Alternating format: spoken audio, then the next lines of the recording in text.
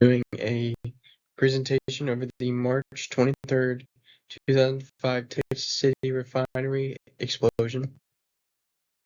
A brief overview of how the explosion happened was there was an ignited hydrocarbon vapor cloud caused by a series of explosions during the startup of a hydrocarbon isomerization process unit that the BP oil refinery owned. It killed around 18 workers and injured around 180. And it destroyed equipment, vehicles, and buildings surrounding it.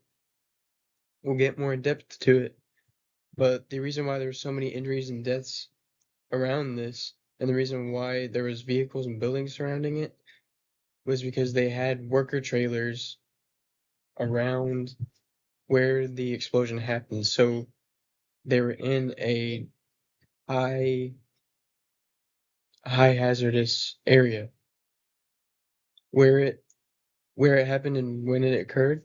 The explosion occurred at the BP American Refinery in Texas City, which is in Galveston County, which is shown in that picture, kind of on the coast.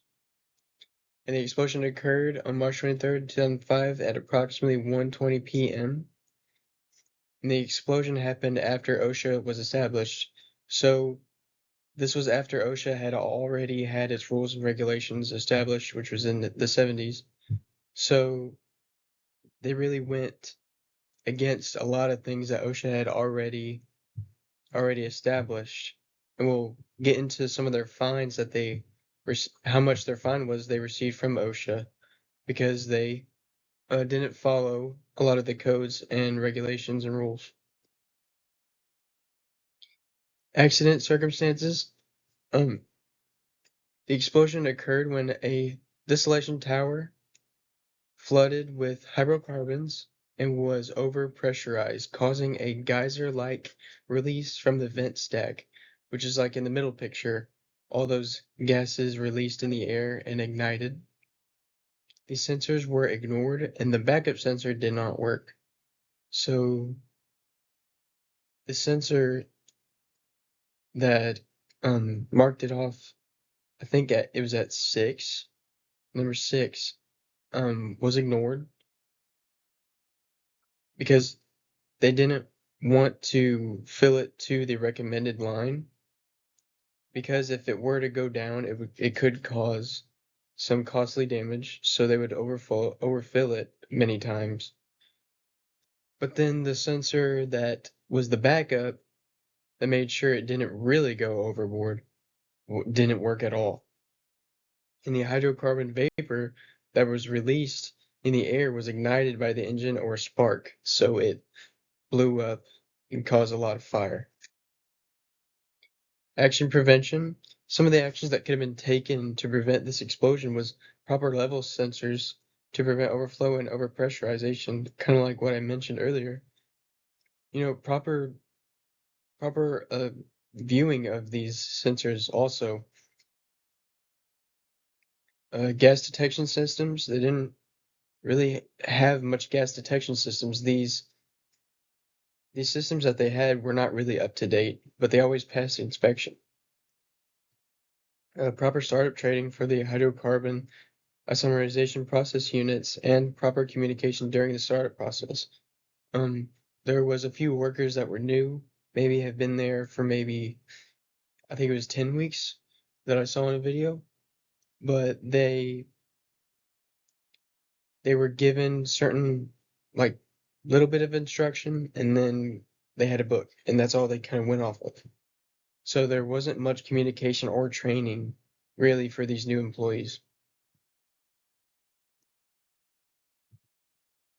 Some legal outcomes. The BP was fined $51 million in violations and penalties. OSHA gave them their largest fine that they have ever given, which is $21 million. Because, like I said, they had already had things established and they still went against it. So their fine was very heavy. The families of the victims obviously had lawsuits against the company because of their neglect, and many managers lost their jobs or resigned, and I'm sure some employees did also. Neglect and carelessness. The explosion was after OSHA's rules, So they did not follow those guidelines, like I said.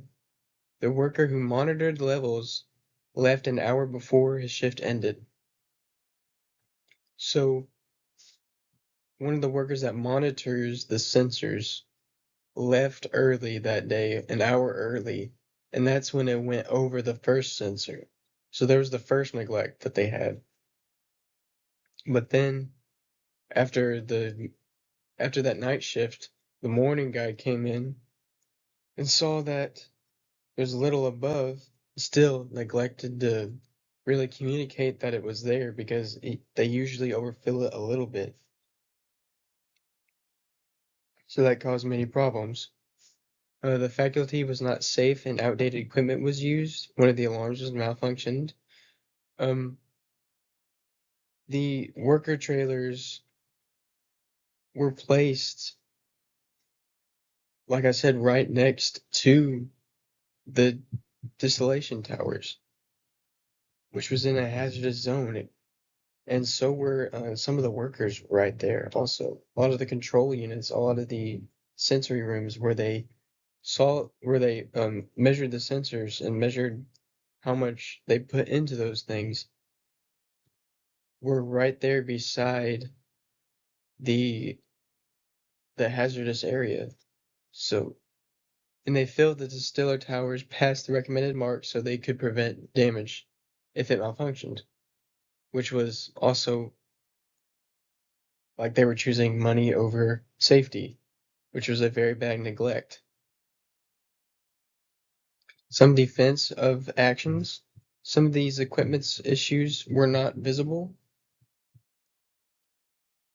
The site passed previous inspections, which is kind of surprising because, I mean, some of the things were clearly out of date and some of the sensors were also so.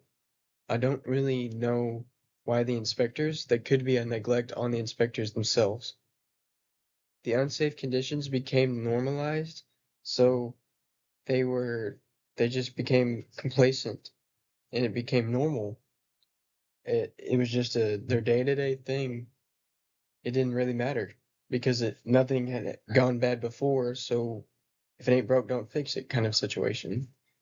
Uh, the workers relied on decisions made by their supervisor. The supervisors neglected to basically supervise them, do their job. They also allowed certain things to slip by that really shouldn't have happened, like overfilling the distillation towers. That really shouldn't have happened. And also the sensors, they didn't pay attention to them that much.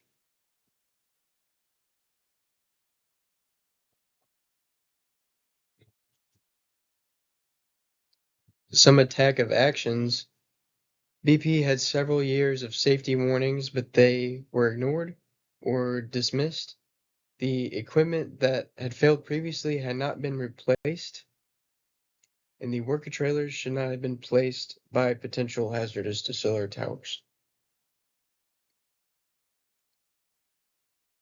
Some of our references were the U.S. Chemical Safety and Hazardous Investigation Board, U.S. Chemical Safety Board, and the EHS Daily Advisor, which was a YouTube